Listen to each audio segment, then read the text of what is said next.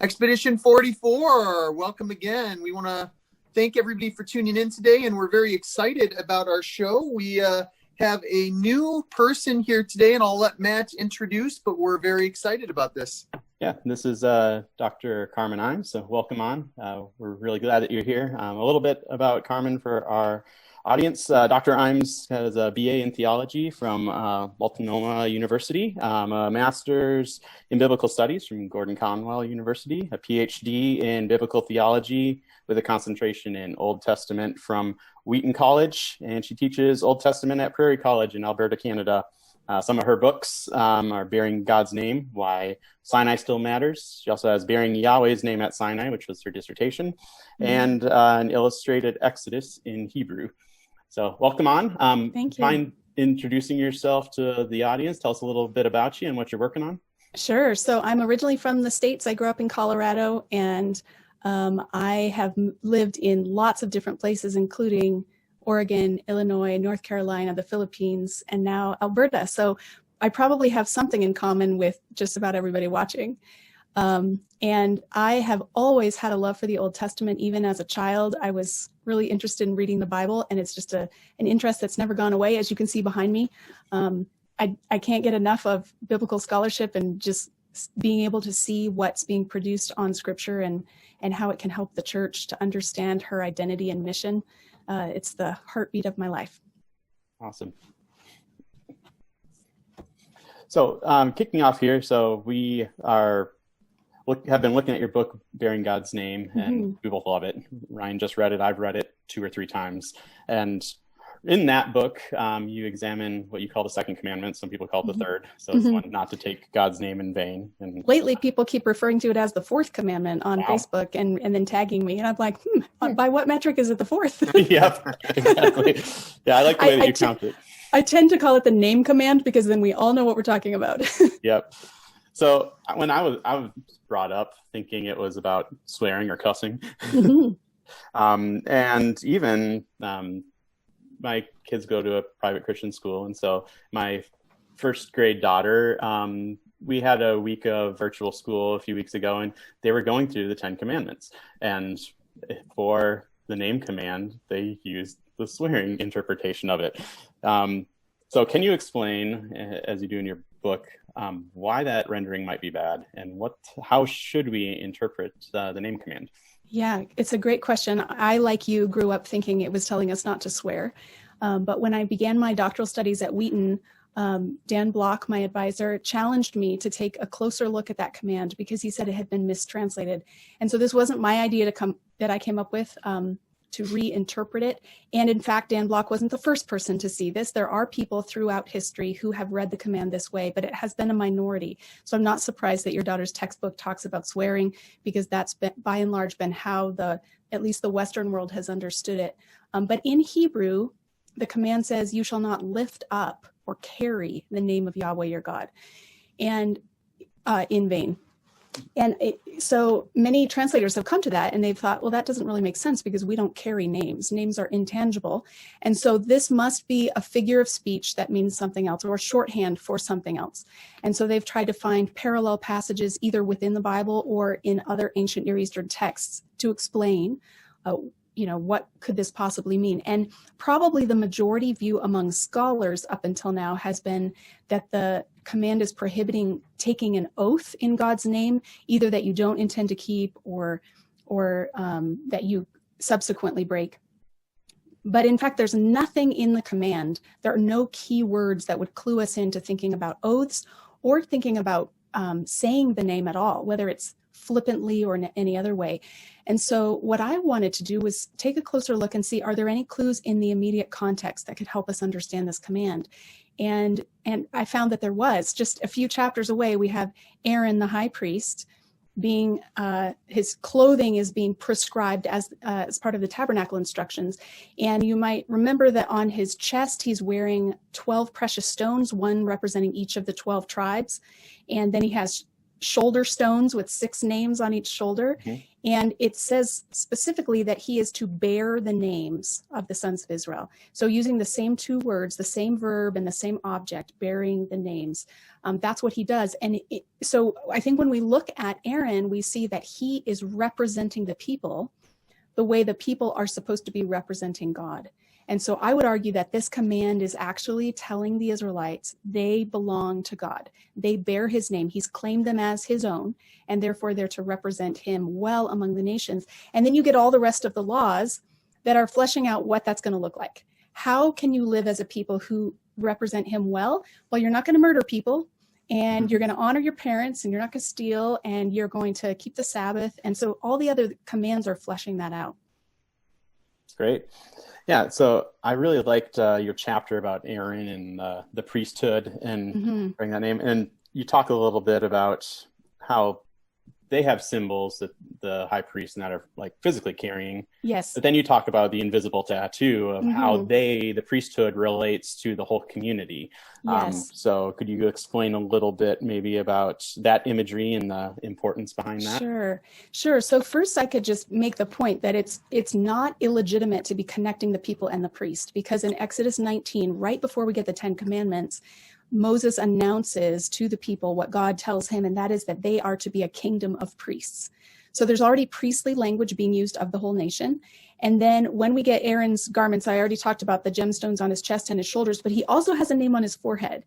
And that on his forehead, he has like a gold medallion, and it's inscribed with 2 words in Hebrew, Kadosh la Yahweh, which means holy, belonging to Yahweh. So it sets him apart from every other Israelite. He has access to the most holy place in the tabernacle. Nobody else can go there.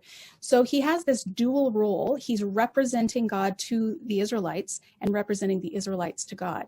And then that same language that appears on his forehead is also used to describe the people in the book of Deuteronomy. There's several places where it happens. I think it's chapter 26. You can look it up and see which one it is. I think it's chapter 26, 9 and 10, where he calls them, I'll look it up because I always get this reference wrong. I should know it by now. I've talked enough about it. But as they ratify the covenant with God, he tells them that they are a people holy to Yahweh. It's 26 verses 16 to 19. You will be a people holy to Yahweh your God, as he promised. And it's the same 2 words, Kadosh la Yahweh. Only now it's not just applied to the high priest, it's applied to the whole nation. And then in the next chapter, it says, the Lord will establish you as his holy people, as he promised you on oath. If you keep the commands of Yahweh your God and walk in obedience to him, then all the peoples on earth will see that you are called by the name of Yahweh, and they will fear you. And in Hebrew, that called by the name of Yahweh is more literally, they will see that the name of Yahweh has been proclaimed over you, which is what happens in Numbers chapter 6. Most of us don't spend a lot of time in Numbers, but the one part we've probably heard before is the priestly blessing. Yep. May the Lord bless you and keep you and make his face shine on you and give you peace. That blessing is prescribed for Aaron to say to the people, and some would argue that this is happening every single day as part of the tabernacle procedures, that Aaron would be pronouncing this blessing every day. And it says in Numbers 6:27, and so you shall put my name on the Israelites and I will bless them. So I'm not making this up, this idea that the people are carrying God's name. It says right there in Numbers 6:27 that he put his name on them, and it's being continually put on them through the priestly blessing. So there's this link between priest and people that is reinforced in lots of different ways.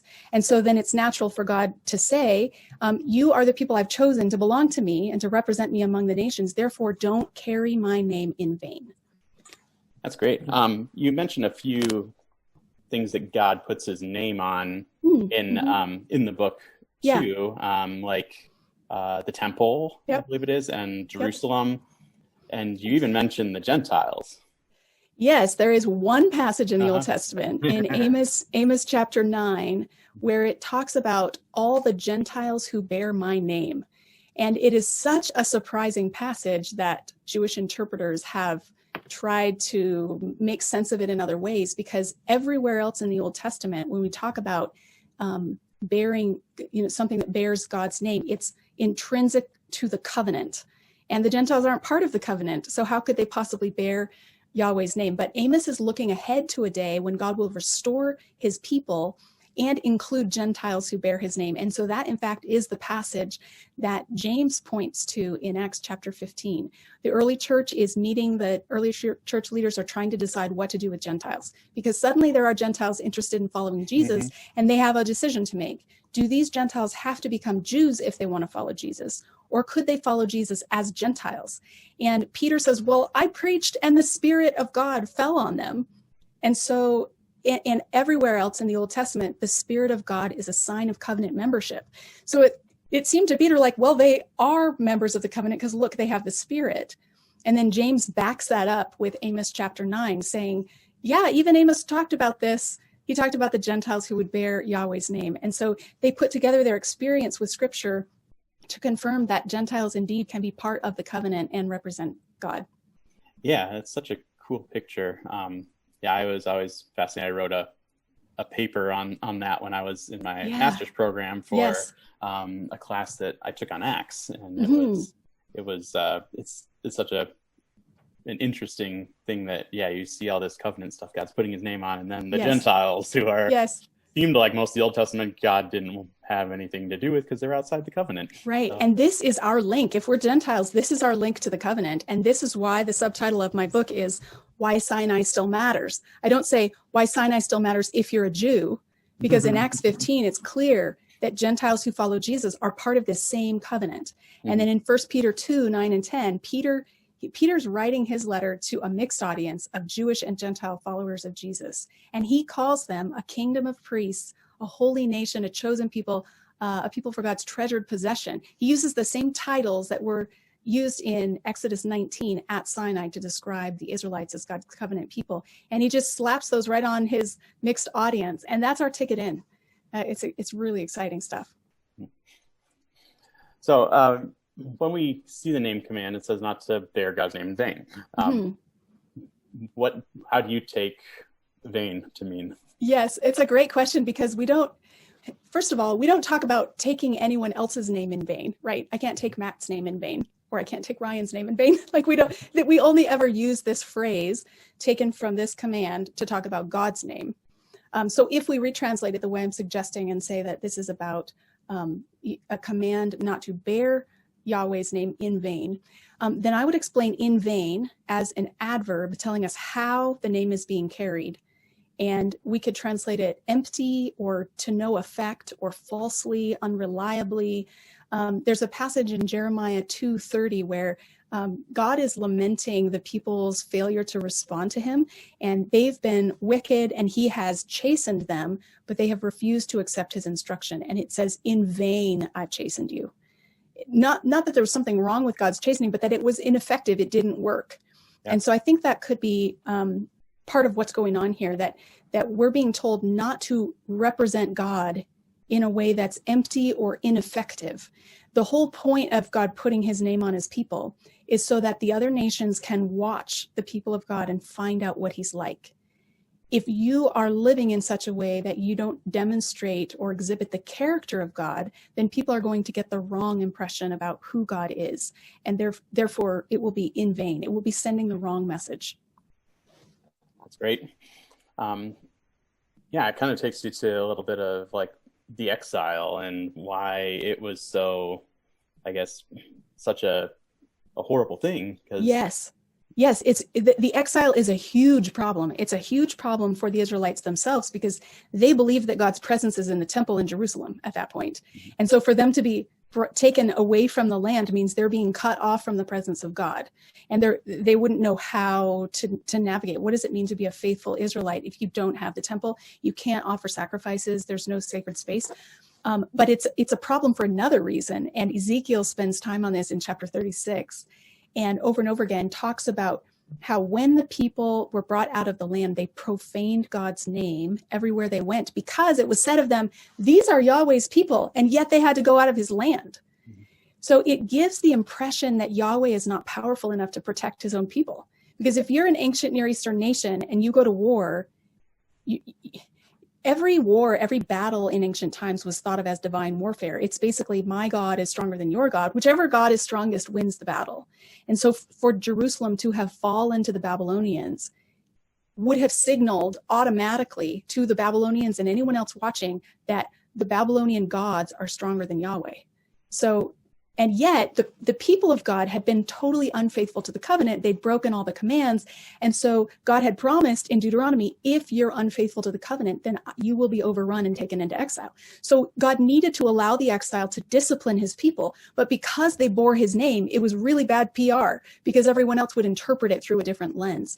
And so that's the theological conundrum in Ezekiel 36. And God says, I'm going to have to wash you clean, bring you back to the land, not because you're all deserving of that, but because my name needs to be reestablished as holy. It's once you see this theme of bearing God's name, you'll see it all the way through the canon in every part of the Bible. In almost every book, there's references to it. And it seems to me to be really central to biblical theology. Yeah. So Ryan and I are part of an evangelical church, and Ryan can attest to this because I guess, what are some examples, Ryan, of some bad interpretations of the law that kind of we get in the Western church? And I think we see so many of these. I mean, just the Old Testament in general is so misunderstood. I mean, I think the average church person simply tries to live by the New Testament and makes no connection at all to the Old Testament, nor, remnant living within the New Testament. They have no idea what to do with Israel. That's just, and you start talking about different theologies of where is Israel? Did God completely spit out Israel? And then you get into these end times conversations, and people are, Matt and I kind of always laugh when people are like, having these conversations talking about the temple, being rebuilt as if that would be something good that, Bible people want to see, Right. And so my hard thing is trying to, communicate to the church just the overall picture of what this looks like. And I think that your book does a good job to doing that. It's a little on the scholarly side, though. How do we just start kind of clarifying a better picture to the normal church person? Yeah, I think you're right that we tend to see one of two things. Either people just completely neglect the Old Testament because they don't know what to do with it, or they become fascinated with it in unhealthy ways and try to apply it in ways that are unhealthy. So I would say, if we can get this basic concept that at Sinai, God was choosing his people to represent him among the nations, and it's tying back to Abraham, the covenant with Abraham, which is first announced in Genesis 12, that God is going to bless Abram so that all nations would be blessed through him. So that blessing for all nations is then carried forward to Sinai, where the whole nation is being brought in on this mission. I want to bring blessing to all nations. The way I'm going to do that is by setting you as a city on a hill. You are going to represent me and declare to the world what I'm like by how you live. They'll be able to look at you and see that you're different and see that I'm different. And Isaiah gives us a picture in the early chapters of all nations streaming to Jerusalem. There's a sort of magnetic force that's just attracting other people to see what God is like and to be somehow part of it. And so I would say in the Old Testament, the idea was to be a city on a hill that drew people in. And then in the book of Acts, we see it spun out a different way where Jesus sends out his disciples with the Spirit of God among the nations to proclaim it. And so we're part of the going out phase rather than the coming in phase. And yet we are, because of all the things I've already explained, we are part of that covenant. We bear God's name. And therefore, the law I think the law needs to take its proper place as part of the mission of God. Often what I hear from evangelical Christians is that the law is bad news because it just shows us how messed up you are and how much you need Jesus. Now, the law does show us, because of our failure to keep the law, we can see our need for Jesus. But I think if we take the next step and say the law itself is bad because I can't keep it, then we've gone too far. Moses celebrates the law as a gift. One thing I start off saying in the book that I think is super important is that God does not tell Moses to show up in Egypt to set the people free from slavery with the 10 Commandments. He doesn't say, if you keep all these laws, then I will set you free. And that's another distortion we see in the church, where people assume, well, the Jews tried to earn their way to God by keeping the law. We don't have to do that anymore because we have grace available in Jesus. No, the law was a means of God's grace to a people already set free. He was telling them how to live in such a way that the nations would see his character. Mm-hmm. So obviously, I assume this is obvious, although maybe it's not obvious to everybody. I'm not suggesting that we take all the laws in Exodus, Leviticus, Numbers, Deuteronomy, and do all of them just as they're written. They were addressed to a particular people in an ancient cultural context that is so different from ours. So if I decided not to wear clothing woven of two kinds of material, like Leviticus 19 instructs, you're not going to get the message from that law was supposed to be giving. So we have to do the hard work of looking at the laws and saying, what is the principle behind this? Or what is this communicating in that ancient context? And then how might I communicate the same principle in my context today? And That's so I give an example in the book of there's a command to build a parapet around your roof. Like they had flat roofs, and they were supposed to build walls around it so that when people were up hanging out on the roof, they wouldn't fall off the sides. Well, most of us don't have homes with flat roofs in the West. We have roofs like this, and we're not hanging out up there unless it's time to replace the shingles. So that, for me to put a wall around the edge of my roof is not helping anybody. But if I fail to put a railing on my staircase, or if I fail to shovel my sidewalk, or if I just leave big gaping holes in my yard that somebody could fall into and break a leg, then that would be breaking the command to build a parapet around my roof, because as a homeowner, my responsibility is to ensure the safety of the people who come on my property. And I think that's what that's getting at. So that's one example of the kind of work we need to do to think through how might these laws be relevant in our context. Yeah, it's definitely an issue of not only translating languages, which, we kind of have the Hebrew conversation here, which, we don't even have that full way to translate. There's all kinds of stuff in Hebrew that we can't directly carry over to the English language. And not only that, but then you get into this cultural language. Right. And I mean, often we just don't have all the cards to fully translate that. Too many churches are not even going there. They're just trying to read the Old Testament through the American lens. And, I hate to say it doesn't work at all, but it just about doesn't work at all. You need to get back into that mind of thinking. It requires you to be extremely selective if you're going to do that, because only some of them carry over in a way that seems natural. So there's the culture you mentioned and the language, but there's another barrier too, in that, or another changed reality, and that is the fact that Jesus died on the cross and rose from the dead, and now he is the locus of God's presence. And so we don't have a temple anymore. We don't need a temple anymore. I would argue we never need a temple again, because the sacrifice Jesus gave was once and for all. So that means taking that back to the Pentateuch or the Torah, we're going to see there's a lot of commands about ritual that take place in the tabernacle or in the temple, and we don't do those anymore. It's not like we're going to take a black Sharpie through our Bible and cross that stuff out. We can still learn from it about God's holiness, but we're not going to do it. Yeah, and I never get those conversations. I mean, the Bible seems to be very clear in the New Testament, as kind of looking back at the Old Testament as almost a commentary that Christ is sufficient. We're not looking for any more than that. And when we do, it's actually kind of a slap in the face to God, I think. And I think so too. I'm just surprised at how many even great theologians don't come to terms with that, Yeah, there's a big fascination.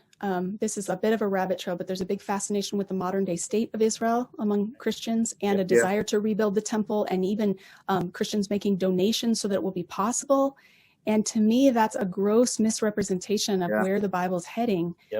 Jesus did away with that. We don't need a temple anymore. And most would be pointing to Ezekiel's temple in chapters 40 to 48 and saying, well, we never saw that rebuilt to these dimensions. And I would follow Dan Block in arguing that Ezekiel's temple was not a blueprint that was intended to be built. It was a metaphor or a symbol for the cleansing of the people of God. And so the measuring he's doing is like measuring them with a measuring stick. And the way he concludes that is that you have only horizontal measurements in Ezekiel's temple, nothing vertical. You actually can't build it because it doesn't say it doesn't say how high to make it, right? It's like just blueprints as a symbol of the people's defilement and their need to be cleansed, which fits with what we talked about for Ezekiel 36, the profaning the name and the need for cleansing. And it fits in the whole lens of Scripture. You know, the other bone I have to pick is when you start picking and choosing, you're going to look at this lens of Scripture and then think of the temple differently. And when you get to like Ephesians 2, for instance, that metaphorical temple language lines up exactly, you know. And so too many people, they're representing, you know, temple language back here in Ezekiel, and then they get to Ephesians and they want to do something different with it, and that just simply doesn't work. And I think all of this is motivated by a deep desire to be faithful to Scripture. Like nobody's talking about rebuilding the temple because they're cavalier about the Bible. They're serious about the Bible. And so I admire their seriousness, but I think we need to be careful about what we are expecting from the prophetic books of the Old Testament. What's our metric by which we decide whether something remains to be done or not? And I think the all sufficiency of the work of Christ is often neglected in those conversations. Yeah. Agreed. Yeah. So growing up, and even within a few years ago, there's kind of this idea of the Torah is legalistic, or I guess not grace. But you argue that it is grace. Can you speak to that just a little bit? Yeah, as I've already mentioned, the law is not given to the people before they're rescued, but after they're rescued. I think that's absolutely crucial for us to recognize. But we can also look at what Moses says. I think it's Deuteronomy 4. Let me grab it a minute. Moses can't stop gushing about how wonderful the law is. He does not apologize for bringing it to the people. He doesn't say, you know, guys, I'm really sorry. I know you've just been under Pharaoh's oppression and you finally got free, but I'm going to have to saddle you with a bunch of other rules, and it's really a drag. No, he doesn't say that. He is celebrating. In Deuteronomy 4, starting with verse 5, he says, "See, I've taught you decrees and laws as the Lord my God commanded me, so that you may follow them in the land you're entering to take possession of it. Observe them carefully, for this will show your wisdom and understanding to the nations, who will hear about all these decrees." And when they hear about all these decrees, they don't say, "Whew, so glad I'm not an Israelite. Have you heard what they have to do? Man, so glad to be, a Babylonian." They're actually hearing about all these decrees, and Moses anticipates they're going to say, "Wow, surely this great nation is a wise and understanding people." And now, why would they say that? Well, every nation in the ancient world had aspirations of being well ordered and well administered. And so if you were an ancient Near Eastern king and you wanted to demonstrate your wisdom in rulership, you would come up with a great big list of laws. And that would show that you have an ordered realm. And so for the Israelites to have this constitution given to them at Sinai with blueprints for an ordered society would have been something that made the other nations jealous. Not only is it bringing order, but God is telling them exactly what he expects of them. They don't have to guess. And often ancient Near Eastern religion was like a guess and check religion. Okay, our crops didn't grow this year. We had a drought. What did we do to anger the gods? I'm not sure. Maybe there was a ritual we didn't do. Okay, let's try sacrificing this kind of animal on this day. That didn't work. Okay, maybe if we sacrifice one of our children, that'll do the trick. That'll bring rain. And there was this sense of desperation to pacify the gods so they wouldn't be angry, so that things would grow. And Yahweh does not make them guess. He comes along and says, "Here's what I expect of you." And honestly, we read it and it sounds like, wow, that's a lot of stuff they had to do. Most of it would have been pretty obvious in an ancient Near Eastern environment. It's not as though "you shall not murder" was a dramatic new revelation that would have shocked people. Like any ordered society would have had laws against murder. Here they're being brought into this specific relationship with Yahweh where it's taking place. So maybe what seems really hard to us would have felt more natural to them. Great. Yeah, so Ryan and I were using your book for a class which looks at the Old Testament template kind of for discipleship and living. And so in one of the books it's basically called Discipling the Nations, and it looks at kind of the seven mountain mandate philosophy. I don't know if you're familiar with that. So they say there's seven mountains of influence in culture, and Christians, if they're doing their job right, should get to the top of all those seven mountains and take it. Okay. Kind of with what we were talking about a little bit pre-show here of nationalism and stuff like that. Okay, so politics and entertainment and education and so in this book they kind of try to use the Torah to show how an ordered society should look, and applying Christian principles and things like that. And so Israel, yes, was supposed to be a light to the nations. We do see that. How was Israel supposed to go about this, and from your point of view, and does it line up with a mentality of Christians having to rise to the top of these to change the culture and bring about the kingdom per se? It's a really good question. I'm glad you raised it, because this is a day and age in which a lot of Christians think that in order to be faithful, they need to take over government, reinstitute biblical law, that sort of thing. It's interesting that God does not. I would think if the seven mountain philosophy is what God was operating by, he would not have brought them out of Egypt. He would have gone to Egypt and he would have said, okay, here's the plan, guys. I want you to be the slave masters. I want you to take over grain production. I want you to take over building production. I want you to take over the educational system. I want you to work your way up in Egyptian society until you have the kind of influence that can make this society a light to the nations. But that's not what he does. He brings them into the wilderness, stripping them of all of the cultural context, the cultural trappings, and he starts from scratch with them in the wilderness. They're out there for a full year where and of course they were in the wilderness longer, right, for 40 years because of their disobedience. But the original plan, like if they had been obedient and faithful, they would have been out there maybe 2 years.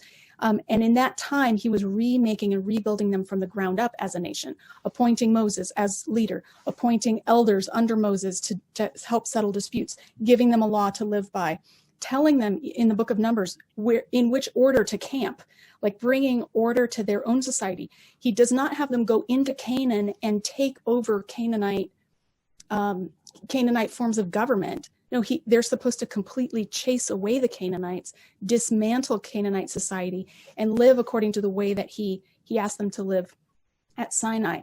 So I can see the value in Christians being persons of influence in our society. I'm not saying that we shouldn't have Christians in entertainment and Christians in politics. I'm not saying we should withdraw, but I don't think it's the church's mandate to take over these institutions and try to implement biblical law. I think instead what we see when Jesus comes, he does not tell his followers to work their way up the Roman, mountains of influence. He actually tells them to turn the other cheek. He tells them to be salt and light, to go out. There's persecution that scatters them and they bring the message where they go. So yeah, that doesn't seem to me to be a politically driven agenda. Yeah. There's politics in the gospel, but it's not like that. Yep. So you just mentioned Sermon on the Mount, and tonight I'm starting a Bible study at our church on Sermon on the Mount. Nice. And when you did the interview with Tim Mackey and John Collins from Bible Project, you mentioned a bit about the Lord's Prayer and how that connects to the name. Yes. Yeah, this is something I kind of discovered or hit me between the eyes as I was reading through. As I worked on my dissertation, I reread the entire Bible in English, just looking for where else does this idea of bearing God's name come up.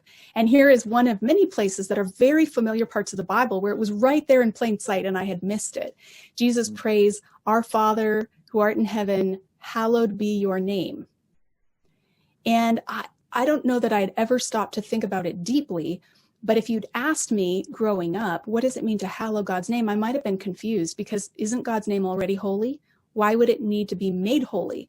But this connects to what we talked about already with Ezekiel 36. The reason God's name was not holy, the reason it had been profaned, was because the people who bear his name had failed to obey him.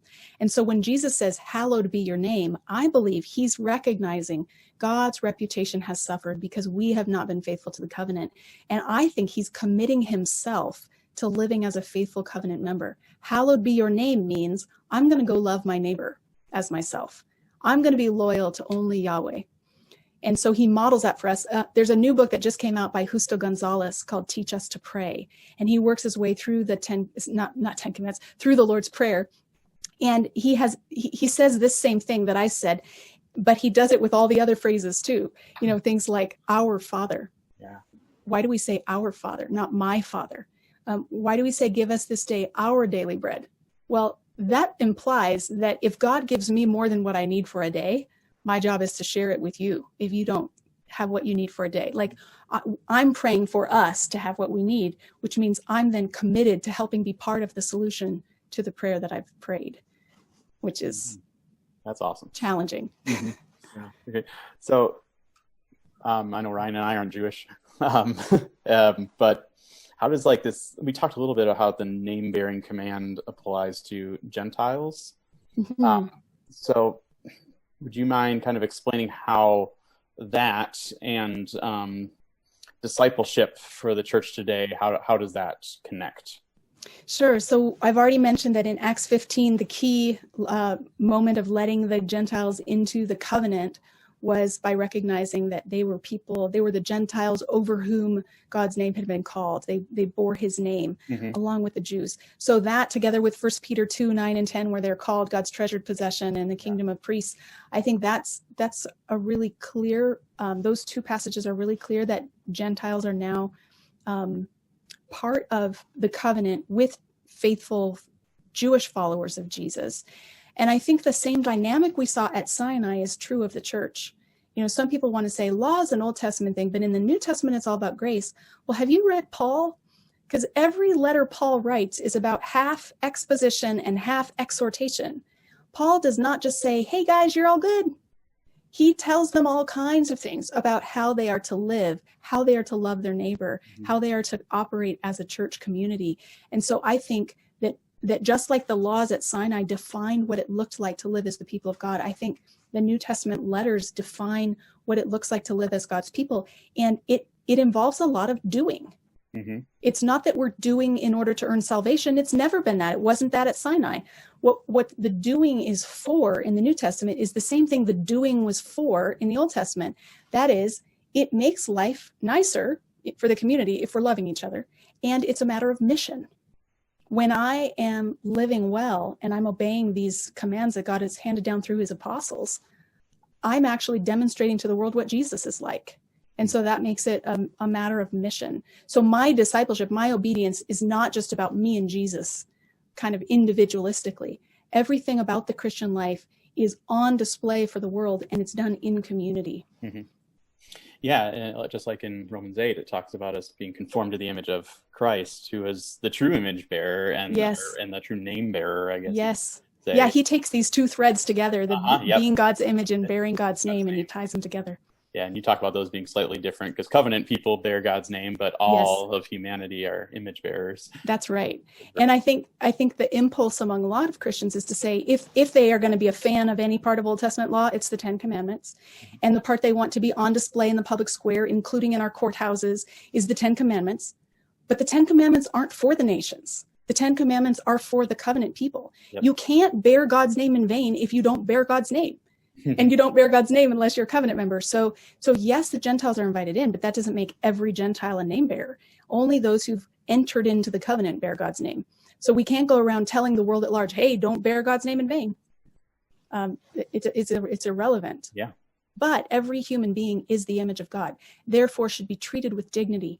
Every human being is meant to represent the Creator God's dominion over the earth, and is supposed to exercise that in ways that provide for human flourishing and for the flourishing of the natural world. So I think we can still call people to lean into that human vocation, even if they're not followers of Jesus. But it's this second tier of election, this second level of becoming part of the covenant that brings with it a greater responsibility. Great.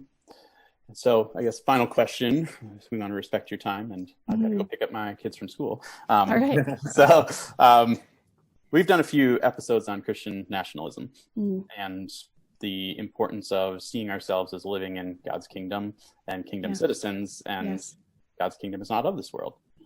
His kingdom is within us, but America is not God's kingdom. Canada is not God's kingdom. you've made some of these connections by pairing that with bearing God's name, not bearing God's name in vain.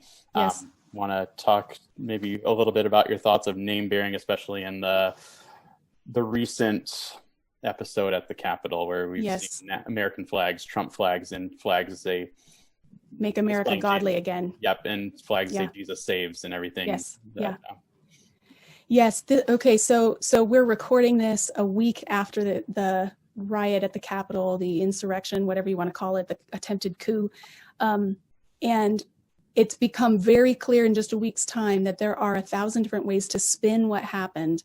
And it's very complex and hard to disentangle all the different people who were at the Capitol and why they were there. So there was the Save America rally at which Trump spoke for a full hour, kind of pumping people up and sharing the message that he believed there was election fraud and that they should all walk over to the Capitol and make their voices heard. He did use the word peacefully at one point, but he also riled up the crowd significantly. At the same time, there was something called the Jericho March going on.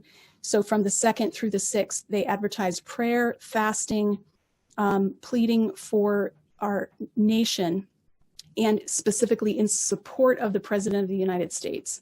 So this was a gathering of it's a Judeo-Christian movement. So calling Jews and Christians, they blew a shofar, they were carrying Bibles. They marched around public buildings wanting evil empires to fall. But it's very clear from the rhetoric on the website that the evil empire that is supposed to fall is whatever opposes Donald Trump and his presidency.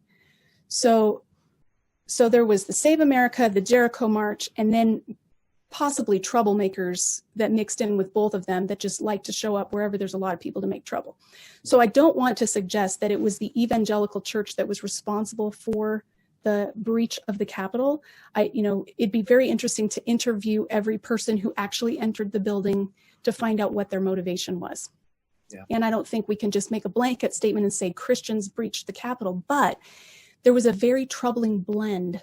To me, it was troubling blend of crosses, Bibles, Make America Godly Again, Trump dressed as Rambo with a machine gun, this fusing of American nationalism and Christian faith so that the two are no longer able to be separated. That's very troubling to me. Someone suggested that one of the guys with a Jesus Saves sign was from Charlotte, North Carolina, and he's a downtown preacher and he preaches all the time, and he was there preaching to the rioters. Great if that's what he was doing.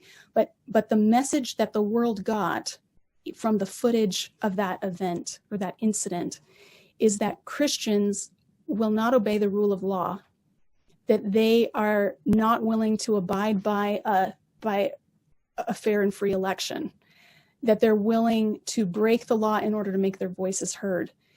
And that's really troubling to me, because that's a very tangible example of bearing God's name in vain. I'm going to have a shirt with Jesus on it, and I'm going to go cause trouble. Now, very quickly, people rush in and say, well, there were a lot of riots over the summer for the Black Lives Matter movement, and there was a lot of destruction of property, and you weren't speaking up against that, so why would you speak up against this? And the reason is because over the summer, you didn't have people, at least I don't have examples of people who had crosses and Bibles and Jesus t-shirts who were doing burning and looting. So yes, there were Christians out marching peacefully, separate occasions from rioters. So it's complex, but I believe that we need to call the church back to faithful discipleship. And I think that it's very dangerous for the church to hitch their wagon to any politician, Democrat or Republican. I don't believe that our US or Canadian political system is the answer to ushering in the kingdom of God. Therefore, I'm not distraught over the winning or losing of any politician, because God is still on the throne and he can use and work. He works in the church in powerful ways when the church is being persecuted in countries where it's illegal to gather. The gospel spreads. So I don't think that the church is in danger if we have a different president than we've had for the past 4 years. And there are a lot of Christians who seem to be staking their hope on a particular president with particular policies. And I see that as problematic because of all the other baggage that comes with it. What's interesting to me is that you kind of have this Christian contention that truly believes that America is God's country. That, Yes. almost speaking in the terms of it being like a second Israel, Yes. And that seems to be this very well accepted thought. I mean, I've heard several preachers almost preaching that kind of nationality from the pulpit. And I kind of stand back and just have to say, where did you ever get that thought? Yeah. Where did they get that thought? We've lived overseas. We lived in the Philippines for a while. Now we're living in Canada. That's given us a little bit of distance. It was when we lived in the Philippines that I had my first major wake-up call. I grew up in a conservative evangelical environment in Colorado. We were in the Philippines under Bush's presidency. We were there from 2001 to 2002 to 2005. And I remember a fellow missionary from New Zealand, and I were talking politics one day, and she said to me, "Carmen, I cannot imagine a Christian voting for George Bush." And I said, "Hillary, every Christian I know voted for George Bush." And she was flabbergasted because she was looking at it from in an international perspective and seeing all of the implications of Republican policy on the international scene that seemed antithetical to the gospel. And Christians often will look at the Republican platform and say, this is the one that lines up the best with Scripture because it protects the life of the unborn. And I am pro-life, and I believe that it's important for us to protect the lives of the unborn. But that is not the only Bible-related issue. Mm-hmm. And so when we had that conversation, it woke me up to other perspectives. And when we came back to the States, my husband and I both changed our voter registration to independent. And we did so very deliberately because we feel like it's a gospel issue, it's a discipleship issue, not to be hitched to one party or the other. So we're free to vote in any election for any candidate who we think will best contribute to human flourishing and the order and proper administration of our nation. But we refuse to hitch to a particular party at all costs.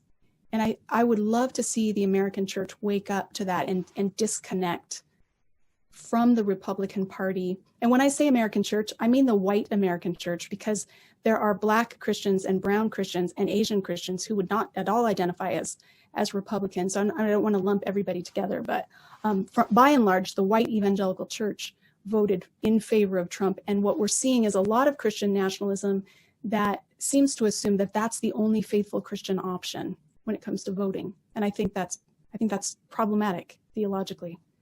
Yep, exactly. For all the reasons we've talked about. Mm-hmm. Carmen, thank you so much. Dr. Imes, we've loved having you on. We just love this conversation about bearing God's name. So, Ryan, thank you for having me. Ryan, want to close us out? Sure. Thanks again for having us. And if you haven't picked up this book, this is a good place to start. And we're looking forward to the other works in the future as well. Thank you again for your time and your energy on the show today. Thank you for everyone who tuned in to watch another episode of Expedition 44. May God bless you and keep you.